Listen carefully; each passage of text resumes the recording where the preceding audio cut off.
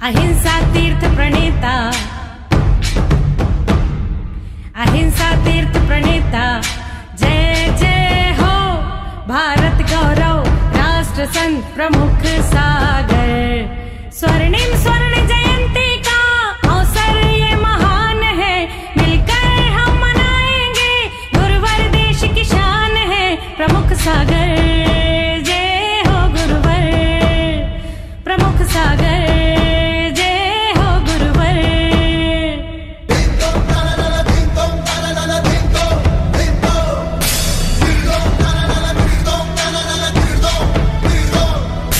अर्धशतक जो पूरा हुआ।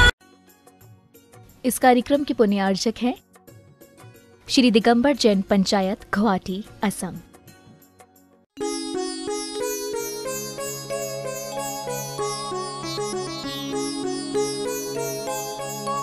हमारे पास कुछ बच्चा ही नहीं है ही नहीं मेरे पास।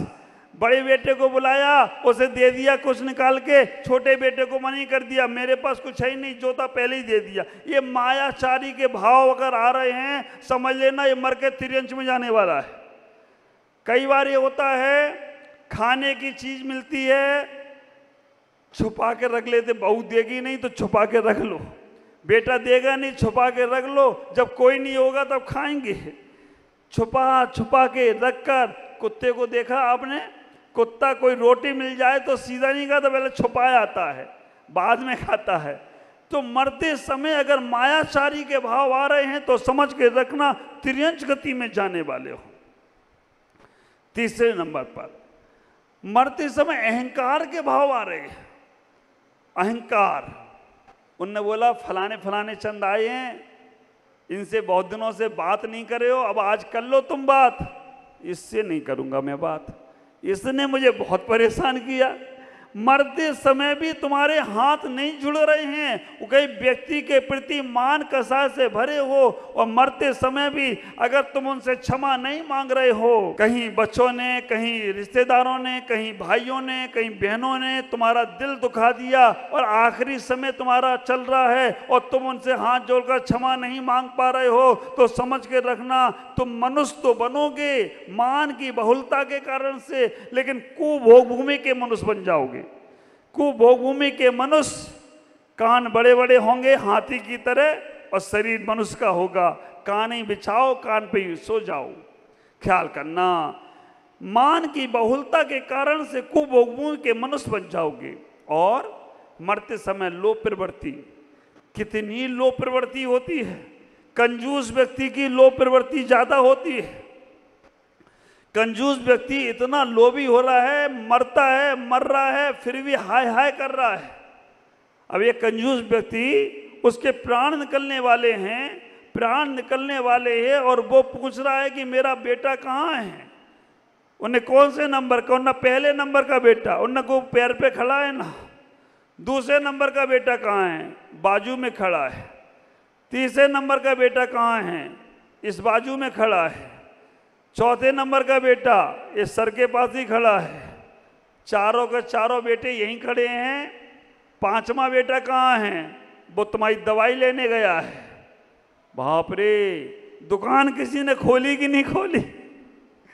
ऐसा लोग मर रहा है, फिर भी कह रहा है दुकान किसी ने खोली कि नहीं खोली। उन्होंने कहा दुकान की चिंता छोड़ो, तुम बच जाओगे तो सब कुछ हो जाएगा।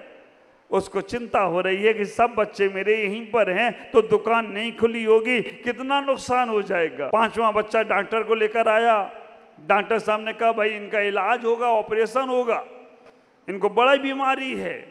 कंजूस था, विचार करके रखना। डॉक्टर ने कहा इलाज होगा इसका, और इलाज के बाद ठीक हो सकते हैं जी, गारंटी नहीं लूंगा मैं, डॉक्टर पहले लिखवा लेता है। विचार करना। उस व्यक्ति ने, बच्चों ने पूछा कि कितने पैसे खर्च होंगे इलाज में। उन्होंने कहा इलाज में, ऑपरेशन होगा, 1 लाख 2 लाख खर्च हो जाएंगे। उसने सुन लिया, 1 लाख 2 लाख। डॉक्टर साहब अगर मैं मर गया तो कितना खर्चा आएगा। डॉक्टर ने कहा पहली बार ऐसा पेशेंट देखा मैंने। डॉक्टर ने बोला अगर तुम मर गए तो 10,000 में मुश्किल से लकड़ी पकड़ी आएंगी और शमशान जाकर तुम्हारा क्रियाकांड हो जाएगा, 10,000 में निपट जाओगे। उसने कहा डॉक्टर साहब बस यही अच्छा है। 1,90,000 तो बचेंगे। 2 लाख ऑपरेशन में चले गए तो क्या होगा, 1,90,000 तो बचेंगे। अब विचार करके रखना, डॉक्टर को रवाना कर दिया। अब जब बाप इतना कंजूस था तो बेटे और महाकंजूस। बेटों ने कहा कि अब क्या किया जाए, इन्हें तो डॉक्टर को भेज दिया, अब ये मरण इनका निश्चित ही है, कभी भी मर सकते हैं। तो उन्होंने कहा कि अब अर्थी बनाने की तैयारी की जाए। तो एक बेटे ने बोला कि 10-15 हज़ार रुपये फालतू में खर्चा हो जाएंगे, अपनी गाड़ी में इनको रखेंगे और गाड़ी में रखकर इनको ले जाएंगे, 1,000-2 हज़ार रुपये का पेट्रोल लगेगा, ले जाएंगे। तीसरा बेटा बोला अपनी गाड़ी क्यों फालतू में करें, नगर पालिका में आ रही है ना मोक्ष धाम, गाड़ी का नाम क्या, मोक्ष धाम। गाड़ी का नाम भी ऐसी कि जिंदा में शौक नहीं ले पाओ तो कम से कम मरने के बाद मोक्ष धाम का तो सुख ले ही लो। बैठा के उसमें ही ले जाएंगे, 1,000-2 हज़ार रुपये का देना पड़ेगा तो दे देंगे, रसीद कटवा देंगे। तीसरे बेटे ने, चौथे बेटे ने सब बातें कर रहे थे, तब तक वो दादाजी उठे।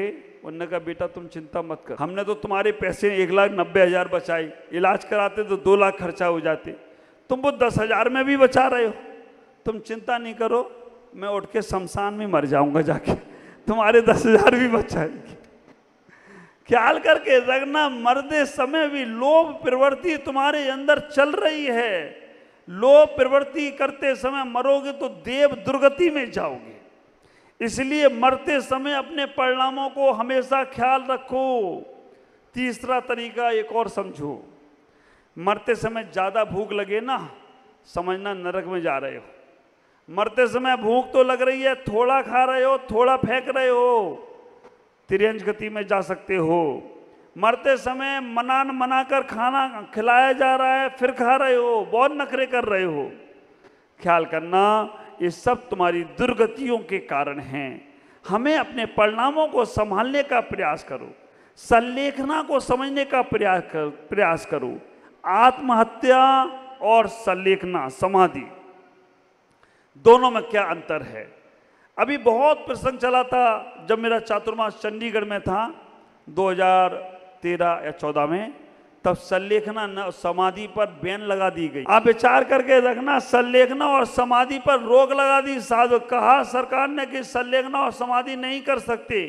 जैनियों के कोई भी कार्यक्रम शुरू होते हैं, सरकार उन पे बैन लगाने का पहले प्रयास करती है। दबे दबे पांव मृत्यु आती है, आने दो, आहट मिल जाए तो मन मत घबराने दो।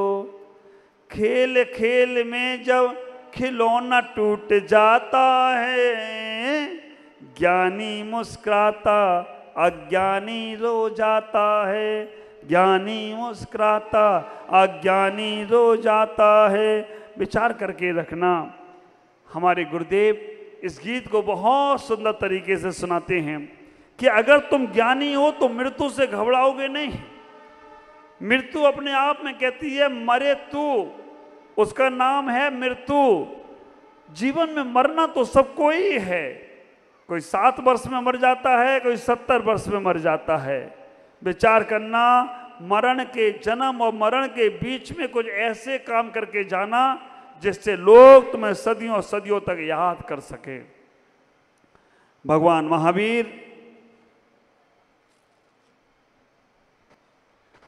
महावीर आज नहीं हैं, लेकिन उनने निर्वाण मरण किया। निर्वाण मरण किया तो आज तक हम लोग उनको याद करते हैं। इतना ही विचार करो, जीवन में समझने का प्रयास करना। दबे दबे पांव मृत्यु आती है, आने दो, आहट मिल जाए तो मन मत घबराने दो। निश्चित ही मृत्यु से जीवन का अंत नहीं, मृत्यु से जीवन का अंत होने वाला नहीं है। निश्चित ही मृत्यु से जीवन का अंत नहीं, प्राण मुखर होते हैं देह बदल जाने दो। खेल खेल में जब खिलौना टूट जाता है, बालक रो देता ज्ञानी मुस्कुराता है। आत्मा के जौहरी को इसका कुछ दर्द नहीं। देखना, शरीर में जो लोग लगे हैं उन्हें ही मृत्यु सताती है। आत्मा में जो एक बार पहुंच जाएं तो आत्मा के जौहरी को इसका कुछ दर्द नहीं, कौन जन्म लेता है कौन मृत्यु पाता है। आत्मा के जौहरी को इसका कुछ दर्द नहीं, कौन जन्म लेता है कौन मृत्यु पाता है। मानव तुम सांसों को इतना मत प्यार करो, मानव तुम सांसों को इतना मत प्यार करो, देह को न मानव तुम इतना दुलार करो। सांसें कब छल जाएंगी, सांसें छल जाएंगी, किस क्षण विश्वास नहीं। आत्मा अनश्वर है इसका श्रृंगार करो, आत्मा अनश्वर है इसका श्रृंगार करो। दबे दबे मौत आती है आने दो, और आयु का आधा क्रम सोने में बीत गया, आयु का आधा क्रम सोने में बीत गया। बचपन संग बीता कुछ यौवन संग रीत गया, अंग अंग शिथिल हुए प्रभु तक ना दृष्टि गई। भव भव के भ्रमण हेतु फिर से है, भव भव के भ्रमण हेतु फिर से है जीव गई। दबे दबे पाँव मृत्यु आती है आने दो, आहट मिल जाए तो मन मत घबराने दो। विचार करना, ज्ञानी बनो। ये शरीर तो जाएगा ही जाएगा। एक माँ एक संत के पास पहुंची और संत से जाके कहा, मेरे बच्चे को तुम जिंदा कर दो, मेरे बच्चे को तुम जिंदा कर दो, मेरा बच्चा मर गया है इसे जिंदा कर दो। संत ने कहा अभी कर देता हूं, मेरे पास तरीका है। संत ने कहा बस इस बच्चे को थोड़ा सा अनाज खिलाना है, थोड़ा सा इसे हमें रोटी खिलानी है, थोड़ा सा इसे अनाज खिलाना है। वो अनाज तुम ले आओ और जैसे तुम अनाज लेकर आओगे मैं इसके मुंह में रखूंगा, ये जिंदा हो जाएगा। संत बड़े पहुंचे हुए थे। वो माँ ने कहा मैं अभी जाकर अनाज लेकर आती हूँ, मैं अभी जाकर रोटी लेकर आती हूँ, जो तुम बताओगे लेकर आती हूँ, बस इसे जिंदा कर दो, मैं ये अपने बेटे को जिंदा चाहती हूँ। ख्याल करना, वो बूढ़ी माँ जाने लगी। संत ने इतना ही कहा उससे, माँ तू जा अनाज लेकर आ और मैं तेरे बेटे के मुंह में रखूंगा, ये जिंदा हो जाएगा। माँ ने कहा बस महात्मा जी आपकी बड़ी कृपा होगी, मेरा एक ही इकलौता बेटा है और मुझे अभी बचपन में ही चला गया, ये मेरा कौन बुढ़ापा संभालेगा। जब वो माँ जाने लगी तो संत ने कहा माँ अनाज उस घर से लेकर आना जिस घर में अभी तक कोई मरा ना हो। विचार करके रखना, संत ने कहा अनाज उस घर का लेकर आना जिस घर में आज तक कोई मरा ना हो। वो बूढ़ी माँ आज तक ढूंढ रही है, ऐसा घर उसे आज तक नहीं मिला जिस घर में कोई मरा ना हो। ख्याल करके रखना, ऐसा घर ढूंढना बहुत मुश्किल है। तुम जिनके प्यार करते हो ना, जिनके लिए तुम अपने जीवन की बाजी लगा देते हो, जिनके लिए तुम सब कुछ न्यौछावर कर देते हो, एक बार सोचना वो तुम्हारा कितना साथ देंगे। एक भी साथ देने वाले नहीं हैं। एक युवक ने कहा कि मैं अपनी पत्नी से बहुत प्रेम करता हूं, नई नई शादी हुई थी, झूठा प्रेम, इतना प्रेम करता हूं कि उसके बिना रह नहीं सकता। कहा कि मृत्यु के बाद तुम्हारा कोई साथ देने वाला नहीं। उसने कहा मेरी पत्नी मेरा साथ देगी, मेरी पत्नी मेरा साथ देगी, जरूर देगी। उन्होंने कहा परीक्षा कर लो एक बार। वो युवक आया, संत ने उसको कह दिया था, संत ने कह दिया था कि तुम्हारे परिवार के लोग एक भी साथ देंगे नहीं मरने के बाद, तुम्हें जो करना है अपने जीते जी कर लेना, अपने जीवन में रहते रहते कर लेना, अन्यथा क्या होगा मरने के बाद वो तुम्हारे नाम से दान दक्षिणा भी लिखा देंगे, तुम्हें जिंदा में तो कुछ दिया नहीं, मरने के बाद लिखाएंगे तो उसका तुम्हें क्या प्रभाव पड़ेगा, उससे तो उन्हीं का नाम ऊंचा होने वाला है। जिंदा में कर लो जितना करना है। उसने इतना ही कहा, मेरे तो बहुत सब लोग मेरे परिवार के साथ देते हैं। घर आया, घर आकर उसने ऐसा प्रतीक किया कि जैसे उसे अटैक आ गया हो। अटैक आ गया हो, विचार करके रखना। घर में वो अकेले ही रहते थे, लेट गया, पत्नी आई, उसने देखा अरे क्या हुआ, इनका शरीर से प्राण निकल गए, तो कुछ बोलते ही नहीं हैं। इनको हिलाया 2-4 बार, 2-4 बार हिलाने के बाद भी वो कुछ नहीं बोले। पत्नी ने कहा कि अभी हमने इनके लिए इतना अच्छा अच्छा सामान बनाया था, इतने अच्छे अच्छे रसगुल्ले बनाए थे, इतने अच्छे अच्छे भोजन की सामग्री बनाई थी, और अब इनके भाग में तो है नहीं, तो क्या किया जाए। उन्होंने इतना ही कहा, इतना ही बोलने का प्रयास किया, तो अभी तो गए, दरवाजे बंद कर लिए उसने, खिड़की बंद कर ली। कहा कि अब ये हम जैसे ही रोना शुरू करेंगे मोहल्ले वाले इकट्ठे हो जाएंगे, फिर ना ये हम खा पाएंगे, इनके भाग में तो है ही नहीं। उस पत्नी ने निकाला सारा माल मलीदा और खुद खाने बैठ गई। वो पति कहा यार अभी तक तुझे फोन कर करके पूछ रही थी कितनी देर में आने वाले हो, मैंने तुम्हारे लिए ये बनाया वो बनाया, और इसे मालूम पड़ा कि मेरे प्राण निकल गए तो खुद ही खा रही है, खुद ही पी रही है। आखिरकार जब उसने सब कुछ खा पी लिया, खाने पीने के बाद उसने कहा अब दरवाज़ा खोलने तो रिश्तेदारों को बुलाऊं, नातेदारों को बुलाऊं। तभी उसे याद आया कि 2 दांत इनके सोने के लगे हैं, चैन वैन तो उसने उतार ली, अंगूठी भी उतार ली, 2 दांत सोने के लगे। वो दांत को जैसे ही निकालने के लिए तैयार हुई, हथौड़ा बुलाई, अंदर से मूसल लाने के बाद जैसे ही उसने दांत पे मारने का प्रयास किया, उसने कहा अभी तक तो मैं नाटक से मरा था, और इसने एक मूसल मारा तो मैं हकीकत में मर जाऊंगा। उसने अपनी आंख खोल दी, उसने कहा मैं तुम्हारी परीक्षा कर रहा था कि तुम कितना प्यार करते हो।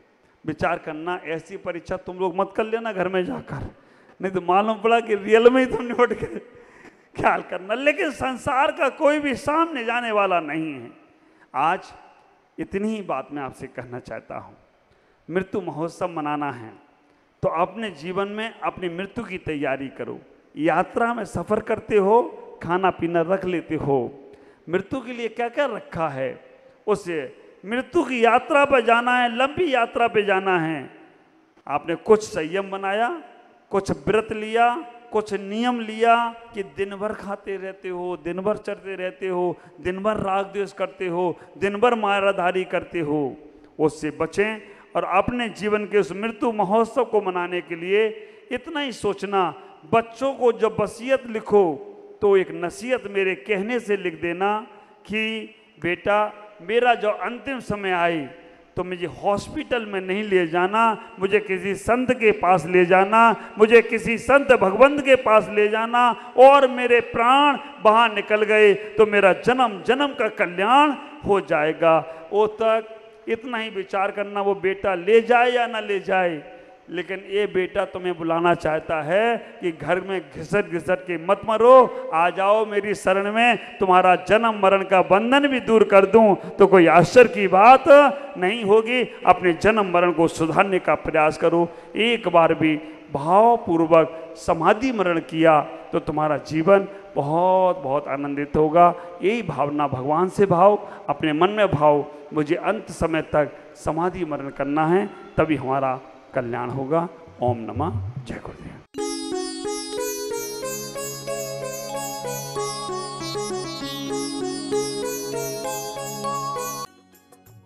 इस कार्यक्रम के पुण्यार्चक थे श्री दिगंबर जैन पंचायत, गुवाहाटी, असम।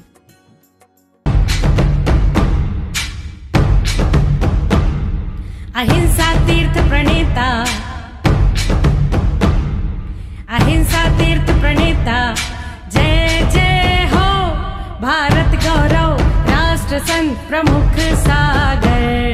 स्वर्णिम स्वर्ण जयंती का अवसर ये महान है, मिलकर हम मनाएंगे, गुरुवर देश की शान है प्रमुख सागर।